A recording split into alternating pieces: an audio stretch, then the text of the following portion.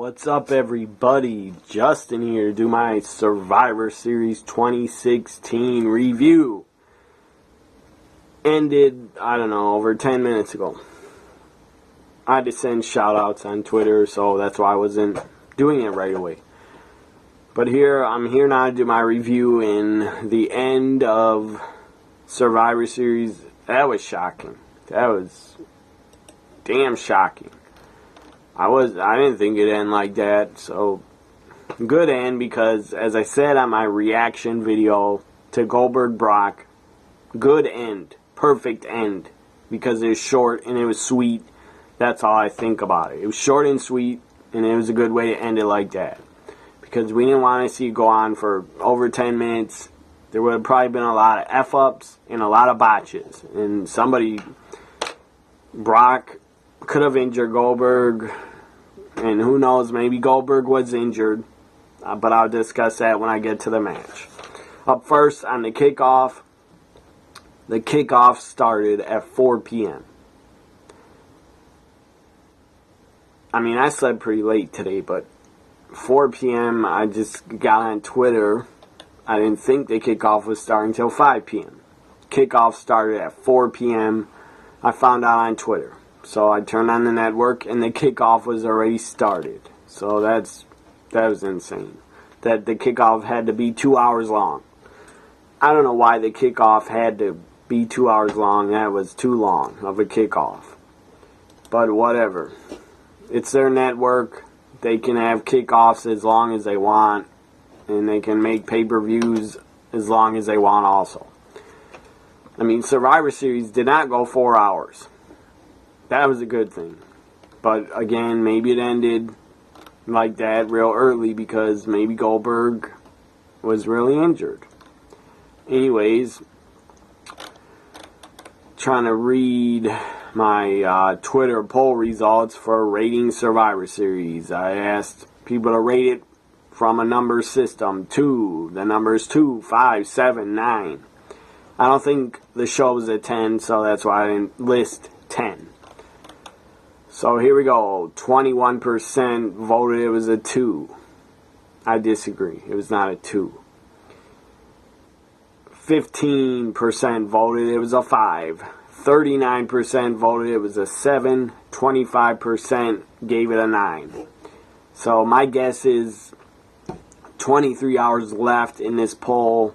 My guess is probably 7 is going to end up winning this poll, because it's winning 39%, and 2 is 21%, and a 9 rating is 25%. So my guess is 7 will probably win. I would agree the pay-per-view was over a 6. I would give it, the elimination matches, I enjoyed them. I really enjoyed the 3 elimination matches.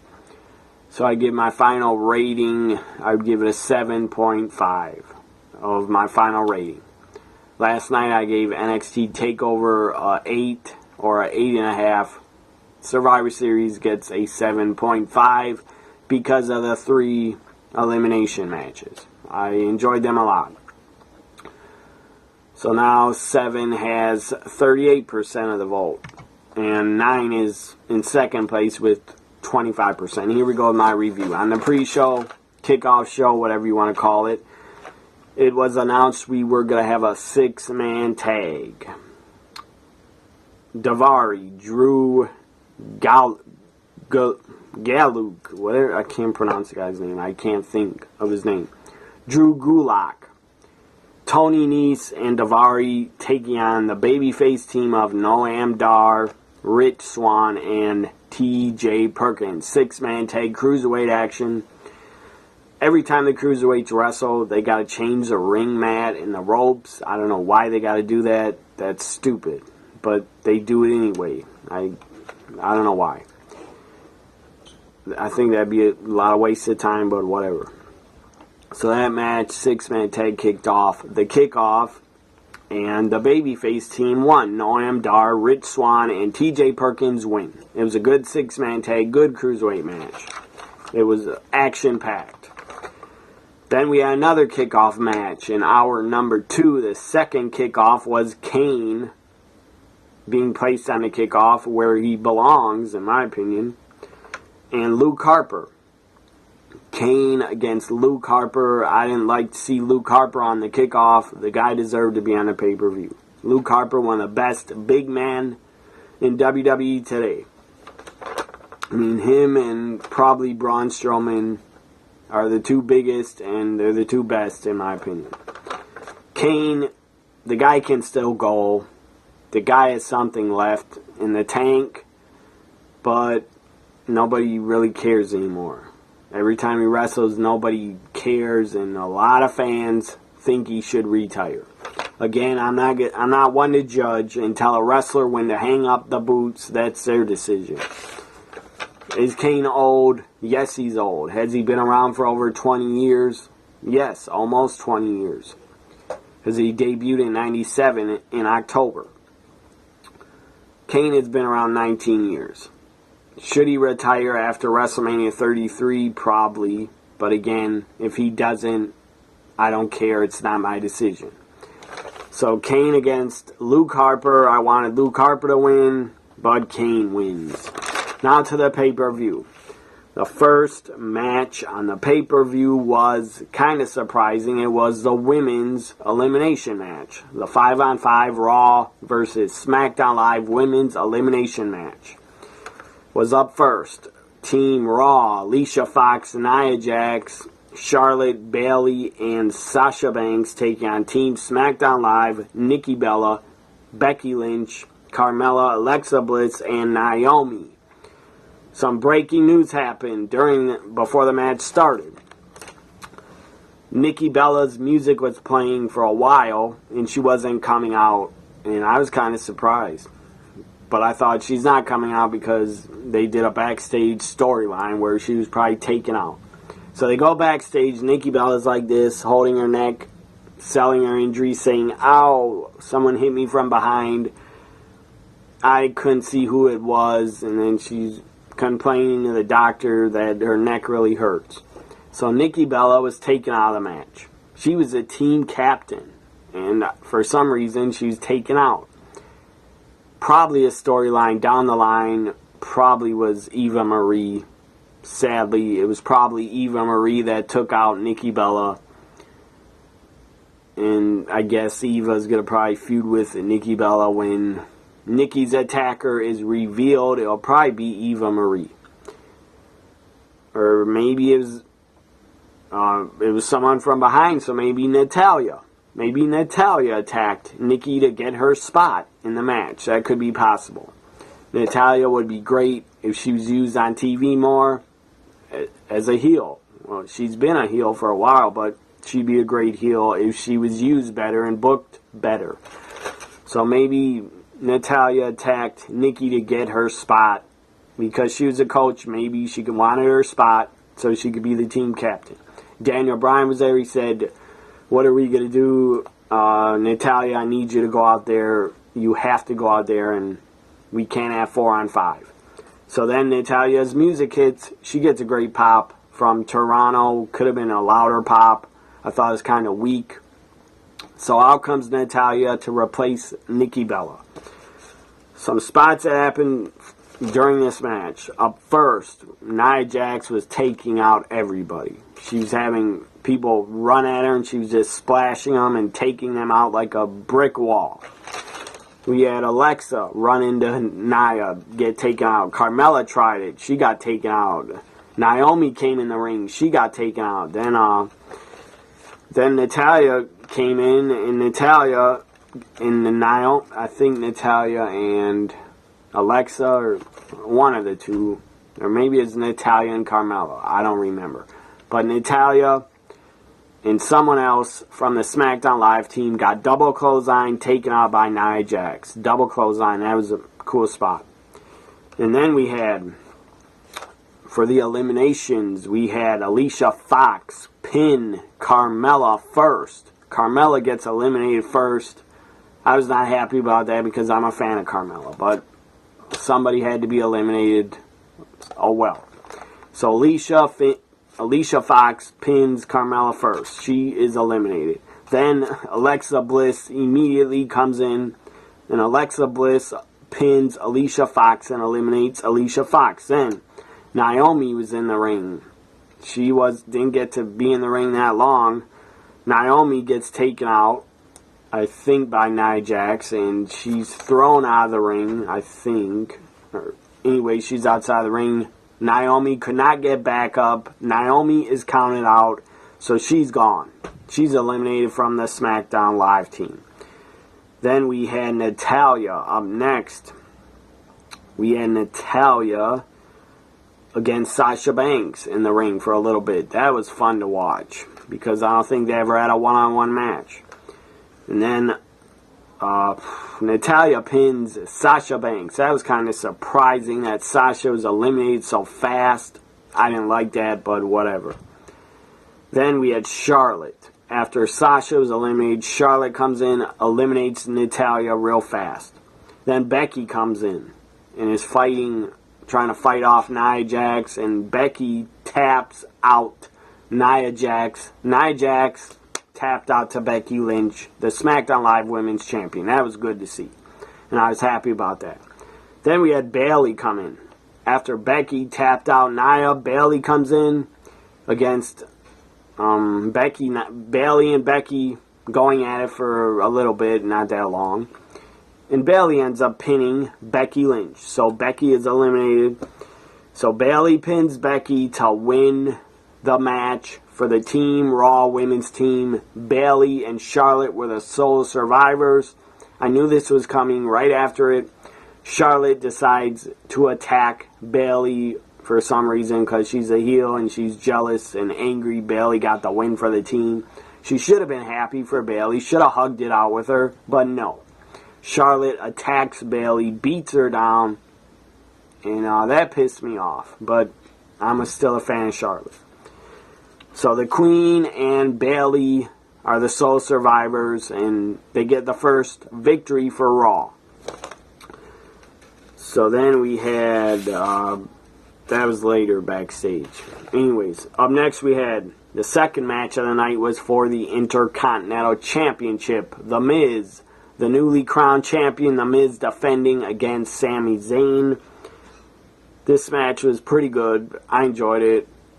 It was better than I expected. But Maurice had to do something stupid.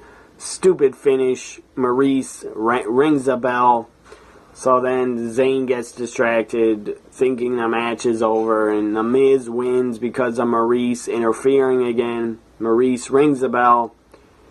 I'm sure Toronto and Canada was not happy to hear that bell ring, and then Miz did like a screw job over Sami Zayn because the bell rang early at Survivor Series 97, and I don't think Canada was that happy about hearing a bell ring when it wasn't supposed to.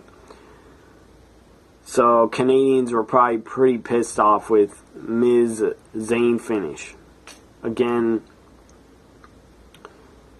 I thought it was a stupid finish, but they wanted The Miz to retain and to hold on to the title and keep it on SmackDown Live. I really thought Sami Zayn would win the title. The guy needs a championship. He better get a championship in 2017. I hope he does. So The Miz wins because of Maurice ringing the bell early. Miz wins, retains, still Intercontinental Champion. Up next, the third match was the SmackDown versus Raw 10-on-10 tag team match. Tag team elimination match. A lot of tag teams in this match. A lot of tag teams. Raw had the New Day, were the team captains. The New Day, Gallows and Anderson. The Shining Stars, Sheamus and Cesaro. And Enzo Amore and Big Cash. So that was the Raw team. They were taking on SmackDown Live tag teams. Rhino and Heath Slater, the tag champs. American Alpha, the Hype Bros, Usos, and Breezango. I mean, I don't know why Breezango, Shooting Stars. I like Breezango. They're talented guys, but they're probably never going to get pushed, and they're barely booked on SmackDown. You could have took out the Shining Stars. You could have took out Breezango, and I would have been fine with that. Because nobody cared they were in the match. So, And this girl tweeted me on Twitter and tried telling me she's a fan of Breezango and she thinks they should get a push. And they deserve a chance. And I agree they do. But it's not up to me if they get a push. I'm not running things. Anyways, if I worked in WWE, I would try to get them a push. But I don't. Anyways, back to the tag team elimination. Out first, here's what happened. Out first was eliminated first. The very first team eliminated. You think it'd be the Shining Stars or Breezango. It was not. Stupid idea to have the New Day get eliminated first. Maybe they did it for a reason because they're going to break up the New Day. I don't know. But I didn't like it. Anyways, out first, eliminated first was the New Day. And that did not rock. That sucked, in my opinion. And then we had, so the New Day was gone first. That was shocking. And really quick, they're gone, eliminated by the Usos, I believe. Then we had Breezango I think Breezango was eliminated first, maybe. Then New Day was gone. And then the Hype Bros got eliminated from the Magic Killer. And then we had the Shining Stars. The Shining Stars got eliminated by a top rope bulldog headlock from American Alpha. So Shining Stars were gone. Then eliminated the Club. Gallows and Anderson eliminated American Alpha. I was not happy about that. I wish American Alpha would have survived to the end and been the sole survivors for SmackDown, but they weren't. So Gallows and Anderson pinned American Alpha. I don't know why they had to eliminate American Alpha so quickly. It was pretty stupid. But they had kept the Usos around a long time for some reason.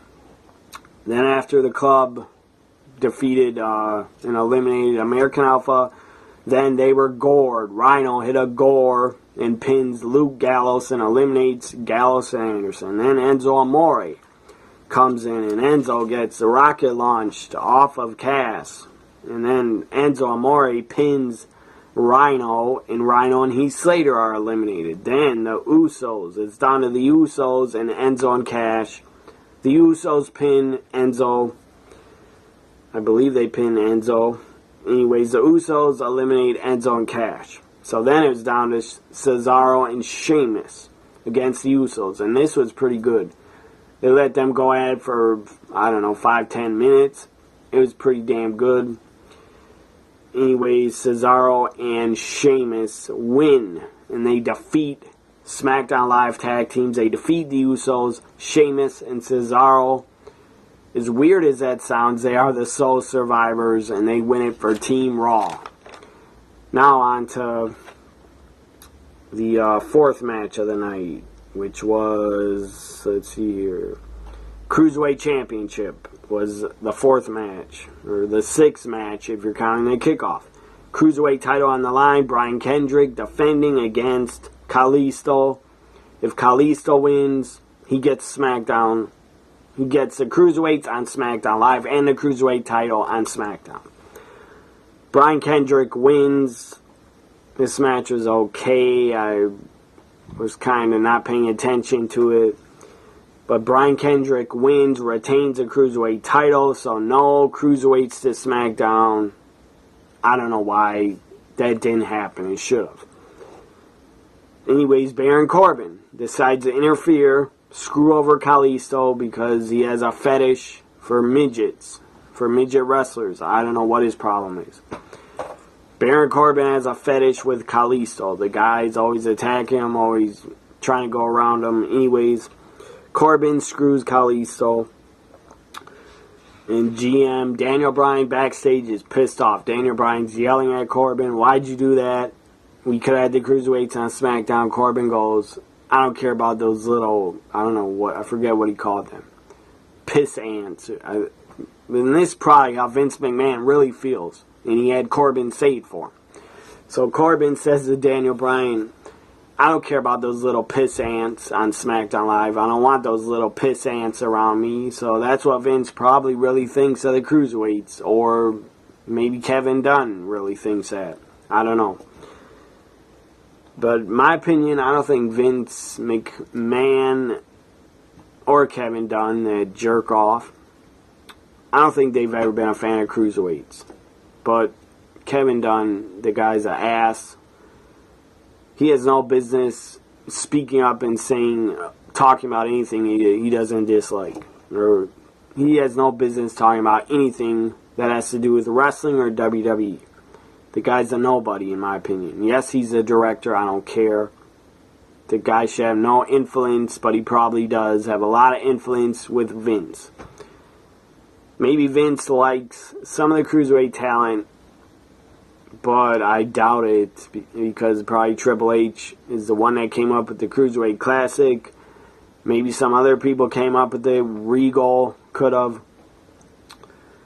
But Triple H is probably the one that got all those guys signed to contracts and talked Vince into signing them.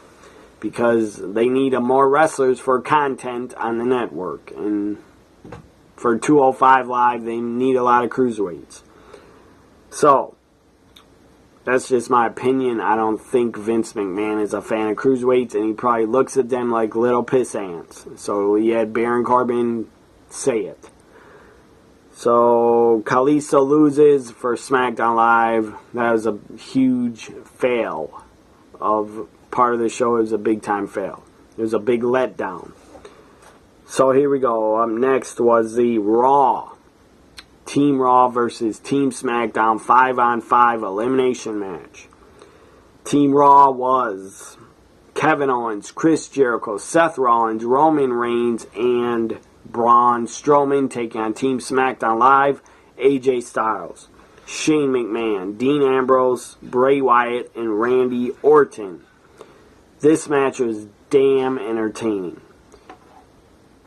I mean, it probably wasn't as good as last night's NXT, some of those matches, but this was not NXT. You got to separate the main roster with NXT. For the main roster, pay-per-view, this was damn good. This Survivor Series elimination match felt like it went 45, 50 minutes, maybe an hour. Might have went a whole hour, and I'm cool with that. Because it was damn entertaining, and it was good. So first we had Jericho. Before that we had, this was earlier in the night, we had James Ellsworth backstage being picked on by Carl Anderson and Luke Gallows. That was pretty funny. They kept picking on him, making all these chin jokes. I don't remember the jokes, but they were pretty funny. Then Mick Foley comes and enters the segment and says, "Get out of here, you guys. I don't pick on you because you're bald." And then they tell Mick Foley, "Well, we decided to shave our heads." I doubt that. But they're probably balding. That's why you shaved your heads. If I was balding, I probably would shave my head too, but I have a lot of freaking hair. I have a lot of hair. So I don't want to shave my head. If I was going bald, I would shave my head. Anyways, so Mick Foley says to James Ellsworth, "How are you doing?" And then he tries to talk him into like screwing over the Raw team, and how about coming over to Raw? And then James Ellsworth says, "No, Mick Foley, I'm a huge fan of you. I grew up watching you, but," he says, "I'm Team SmackDown. I'm Team Blue." So, and then Ellsworth says, he starts telling Mick Foley, this was damn funny. He starts telling him, "I remember when Undertaker tossed you off the cell." And then after that he goes, "I remember when, what did he say? Another moment where Mick Foley was almost destroyed in his career." And then Mick Foley goes, "That's nice and all, but why do you keep bringing up me getting injured in my career? Don't you have any good memories, like something good I did instead of getting hurt?" Anyways, that was a good segment with Ellsworth and Mick Foley. Now we go to Raw SmackDown. Back to that match. So then we had, let's see, Jericho during the match was yelling at Dean Ambrose from their feud from months ago. This was fantastic. And Jericho came out. His entrance, he got a huge pop. Huge pop. Canada, Toronto loves Jericho. He got probably the biggest pop of the night. And Ellsworth, James Ellsworth, got a huge pop also. He's super over. Kevin Owens got a good pop too. AJ got a good pop. But Jericho, I think, got the biggest pop of the night. During the match, Jericho's yelling at Dean Ambrose, "You owe me $15,000. You owe me $15,000 because months ago he ripped his leather jacket, the jacket that lit up." That was pretty damn funny that Jericho was bringing that up, yelling at Ambrose, "You owe me $15,000. And that was damn funny. Anyways, during this match, all the guys were taken out to the outside. And then every guy's on the outside. Kevin Owens decides to climb up to the top rope, does a flip off the top, taking everybody out. That was an awesome spot. Taking out 9 guys. Then Shane McMahon tried to go up to the top. Shane McMahon tried to do the same thing, dive off the top rope. Well, Shane failed because he was grabbed by Braun Strowman and thrown back in the ring off the top. Anyways, now to the eliminations. Braun Strowman pins Dean Ambrose first, and Ambrose is gone. Then AJ Styles attacks Braun Strowman right away. Braun just lifts him, throws him over the top rope. Braun Strowman tossed AJ Styles over the top rope to the floor. That was pretty insane. And it was pretty awesome too. Then we had Braun Strowman go face to face with Bray Wyatt. Bray started going like this, trying to get inside Strowman's head so he wouldn't attack him. Because Strowman used to be in the Wyatt family. So Bray was trying to get in his head. It did not work. Jericho then comes up to Braun saying, "You're part of Team Raw. You're on my team. Attack him. Attack him. You're on my team. I'm the team captain. Do it." So then Braun grabs Jericho by the throat, pushes him down, throws him down, grabs Bray by the throat, and then attacks Bray. So Braun attacked Bray Wyatt. And then we had, what happened next? RKO, Randy Orton. Braun Strowman is on the outside. Randy Orton ran up to him from behind, hit a RKO out of nowhere. Braun Strowman landing on top of the table. The table did not break, but it was still an RKO out of nowhere. That was pretty cool. Then Braun was laid out on the middle table. Bray and Randy were holding him down. Shane McMahon, the crazy SOB that he is, the daredevil that he is, no fear. Shane McMahon decides to climb up to the top, and he dives off the top rope, flying elbow through Braun Strowman, through the table. That was insane. That was awesome. So Shane looks like he's hurt. He's injured after that. And then he was stuck in the ring, and he couldn't tag out for a while. He was getting really beat down. So Shane McMahon drops an elbow off the top through Braun Strowman through the announcer's table. That was awesome. And then, what happened after that? Anyways, after that, then Braun Strowman, Shane, AJ Styles picks up Shane, throws him, pushes him in the ring so he doesn't get counted out. Braun Strowman, about to get back in the ring at the 8 count. He was grabbing on second rope, about to climb in. But then somebody from the under the ring's grabbing Braun's leg like this. There you see guy's arm grabbing his leg. So Braun Strowman is counted out. Why was he counted out? Who took him out? Braun Strowman was counted out and taken out by James Ellsworth. James Ellsworth takes out Braun Strowman out of the match. That was that was epic. That was funny as hell. And that was great. And then Braun Strowman goes after James Ellsworth up the stage, and Ellsworth decides to fall down on the stage like Jason Voorhees is chasing him, and he falls down in the woods and he can't get up. So Ellsworth has fallen and he can't get up. That was pretty funny. Then Strowman gets to him, kicks him in the face, tosses him on the stage. Then he grabs Ellsworth again, throws him off the stage. So Ellsworth goes off the stage through a table. That was awesome. And I did not expect to see Ellsworth go through a table during this match. And then we had Randy Orton hit a RKO on Chris Jericho, so Jericho was eliminated after Jericho was really beating down Shane McMahon for a while. But Jericho eliminated by the RKO out of nowhere. And then we had, this was, I believe, this was before that. So RKO to Jericho, he's eliminated.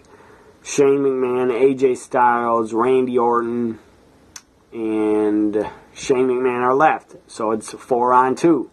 Raw only has Rollins and Reigns left. So then Shane gets back in the ring, and this was really dumb. After Kevin Owens gets eliminated by disqualification when he starts hitting AJ with the list. And then the list papers go flying up in the air. And then Kevin Owens gets disqualified, so he's eliminated. That was a dumb move by Owens. He lost his temper there. And then Jericho is really upset. He's trying to pick up the list and put it together.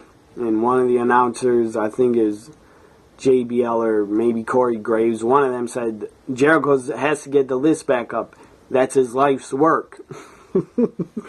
Oh my god, that was funny. That's his life's work. That was a damn funny joke right there. I don't think it was meant to be a joke, but it's damn funny. Saying the list is his life's work. He has to pick up the pieces to it. So then Jericho was trying to pick up the list. Then he got RKO'd and eliminated. And AJ Styles was, I believe AJ was eliminated by Jericho, I think, after AJ was attacked by the list. Or maybe AJ was eliminated by Reigns, I don't remember. But anyways, Owens was eliminated by DQ, AJ was eliminated eventually, and Jericho got eliminated by the RKO. So now we go to Rollins and Reigns on the outside setting up. Now this was before. Shane McMahon tried to do coast-to-coast springboard drop kick to Reigns in the other corner. That's why it's called coast-to-coast. And Shane springboards and Reigns gets up, and Shane is like this in the air, and Reigns, I don't even think Shane's feet got to land on the mat. Shane was like this, and Reigns went BAM! And just, I mean, that's the only way I can describe it, like this. I mean, Reigns absolutely destroyed Shane McMahon with that spear. Shane was broken in half. I mean, as Jim Ross used to say, that man is broken in half. Shane was broken in half. Shane wasn't moving. Shane's back of his head, I believe, slammed up against the mat. And it looked like to me that Reigns hit him way too hard. I mean, Reigns put all his body weight, full force of his weight into Shane McMahon by spearing him. That was brutal. That was a brutal looking spot, brutal spear. I believe it injured Shane because his eyes were rolled in the back of his head. The ref kept grabbing him by the head to check on him to see if he had a neck injury or concussion.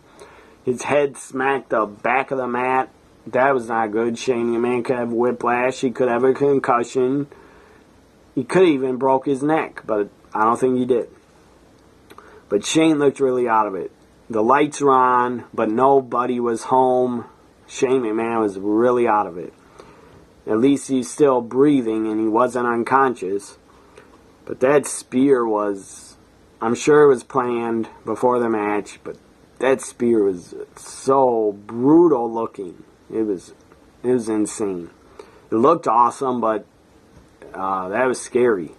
After I saw Hardy hit Shane and Shane's head hit the back of the mat, that was scary. But it was an awesome spot and a vicious, violent-looking spear from Reigns. And Reigns, again, you hit him too damn hard. You weren't playing in the NFL. No reason to hit him that hard. Unless Shane begged you to hit him that hard, so it looked good. I don't know. Shane is nuts. Maybe he did beg Reigns to hit him as hard as he could with the spear. So it looked good on pay-per-view. I have no clue. But hopefully Shane doesn't have a concussion, and hopefully he's not injured from that spear, because it was violent looking. So then after that spear to Shane, Shane could not compete. He was eliminated, taken out of the match, and I'm glad he was, because he probably had a concussion. Then Roman Reigns and Seth Rollins go to the outside and remove the table, and they were going to powerbomb somebody through it like the Shield used to, where Rollins would lift up somebody, put him on Reigns, and he'd powerbomb him through the announcer's table.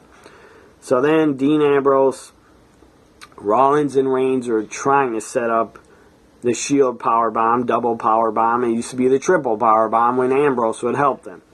But then Dean Ambrose decides to run out and attack AJ Styles like a stupid idiot. I understand why he attacked AJ, because they're feuding. But I still didn't like it because SmackDown Live I thought would lose. So Ambrose attacks AJ, and that's how AJ ended up getting taken out of the match. I believe he's powerbombed. AJ, I think, was powerbombed through the table. I think it was AJ, not Orton. Must have been AJ, because he was taken out of the match after that. We didn't even see him again. So Ambrose attacks him. Then a ton of security came down, tried pulling Ambrose away from ringside. And then Rollins and Reigns decide, let's attack security so Ambrose can get loose again and help us. So they attack security, take out security. That's pretty cool. And then a little mini Shield reunion happened. Ambrose, Rollins, Reigns worked together and did the powerbomb, I believe, to AJ Styles through the announcer's table. And then after that, Rollins gets eliminated. This was an awesome spot. Talking about the spear to Shane, that was awesome. But this was a great spot also. Frog splash by Seth Rollins, going for a frog splash in mid-air. Randy Orton catches him, RKO out of nowhere from the frog splash into an RKO. That was awesome. Great looking spot, and it looked tremendous. So, frog splash into the RKO. Bray Wyatt pins Seth Rollins. 1, 2, 3. Rollins is eliminated. So it's down to Roman Reigns against Bray Wyatt and Randy Orton. Luke Harper appears. After Ambrose is gone, Luke Harper appears to try to help SmackDown Live and help Bray Wyatt and Randy.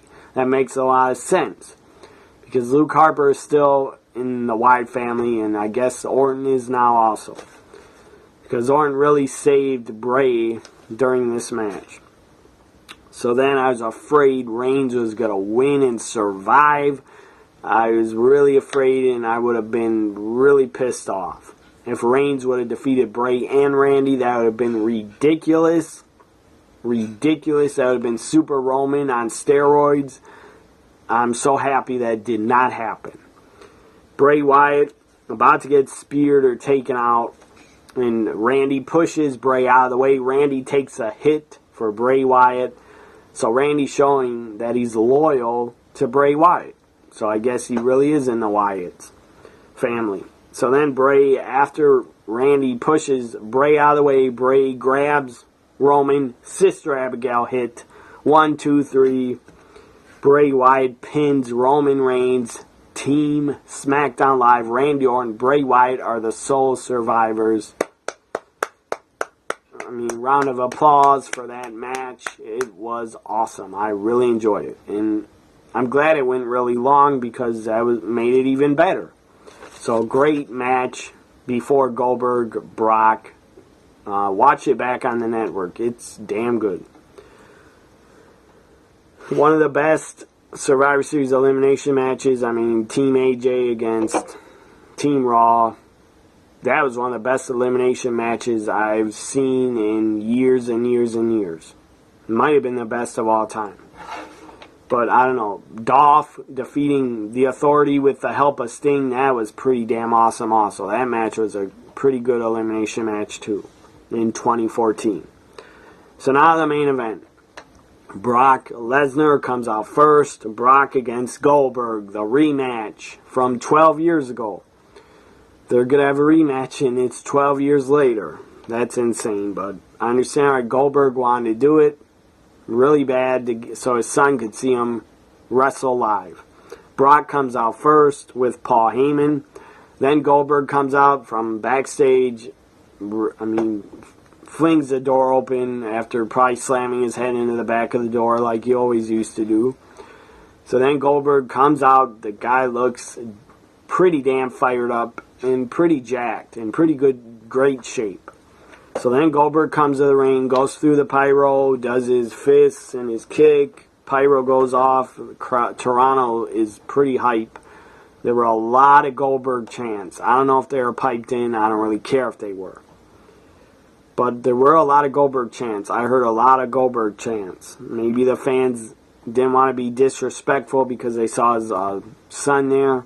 I think his son's 10 years old, or 10 or 11. So I'm glad Toronto was not disrespectful to Goldberg because his son was there. And his son would have had to hear that. So Goldberg, Brock, they stare down. The bell rings. The referee gets in the middle of them, rings the bell. And bam, Goldberg hits a spear right away. Immediately. Or not immediately. Brock picked up Goldberg, lifts him up, puts him in the corner, stares at him, trying to intimidate him. Goldberg's not having any of that. Pushes Brock down. Brock falls on his ass. And then Brock's staring at him like this, like, oh shit, Goldberg came to fight. Or this isn't going to be that easy. So then Goldberg, after Brock gets up, then Goldberg spears him for the first time. And Heyman is freaking out. He's holding his head going, oh my God, Brock, screaming. And then Brock gets up again and speared again. Speared for the second time. Speared again. That was pretty surprising. I was like, damn, Goldberg ain't joking around. He really wants to win. So then, again, I know it's predetermined. I don't care. I'm just talking about the match. That's the reason I watch wrestling, to escape from reality. I don't care that it's predetermined. I have known that for over 25 years. Anyways, I'm just saying Goldberg hits 2 spears right away, and it looked like he was there to win. Not just beat the hell out of Brock. He was there to win, so his son and his wife could see him win one more time. So then 2 spears, and Brock can barely get up. He's on his knees, trying to get up. He can't get up. And then Goldberg picks him up, puts his head under his arm, lifts him up for the jackhammer. Jackhammer was hit. Looked like Brock barely got his arms flattened for the jackhammer. Could have injured his shoulder after Brock landed. Who knows if he's injured. Jackhammer hit. Referee counts 1. And when the ref hit 2, and then it looked like Brock was not kicking out, and the ref hit 3. It was over. I was shocked. I was really shocked because I didn't think it would end that fast. And I didn't think it would end with Goldberg winning and going over Brock for the second time. For the second time, Goldberg has defeated Brock. Brock has still not defeated Goldberg. Goldberg is 2-0 versus Brock Lesnar. That's insane. So that was shocking. How Goldberg won, I didn't see that coming. I don't know who saw that coming. I don't think any fan saw it coming like that. Or saw the finish and saw the match ending that quickly and that fast, and to that result of having Goldberg basically destroy Brock. The only offense Brock got in was when he lifted him up and put him in the corner. That was all Brock got in. So, the fans in the arena were like this. And they had their mouths open like they were in shock. I did a live reaction to Goldberg Lesnar. Watch that video. Whenever I upload it, watch it. You'll see my live reaction. I was damn shocked. And I wasn't screaming and I don't overreact and scream. That's not the type of fan I am or person. I don't get I get excited, but I'm not going to scream and yell and shout. I just don't do that as a fan. I do it when I go to live events, but not when I'm watching it from home. Anyways, I was shocked. I didn't scream or shout because that's not the kind of person I am. I'm not going to scream and shout from home But I was reacting pretty damn shocked and surprised. So this ends my Survivor Series 2016 review. Hope you enjoyed it. Subscribe to my YouTube, like my videos, share my videos, comment on my videos, and subscribe if you don't already. Hope you enjoyed this Survivor Series 2016 review. The show was a 7. Did I say 7.5 or 7? I don't know what I said. But it was a 7. Fun show, good show. Yes, it was long, but it ended early. It actually did not go 4 hours. It ended early, so that's a plus. Survivor Series gets 2 thumbs up, and it gets a rating of a 7 for me. Bye for now, everybody. Enjoy Monday Night Raw. I'll be back to do a Raw review tomorrow night.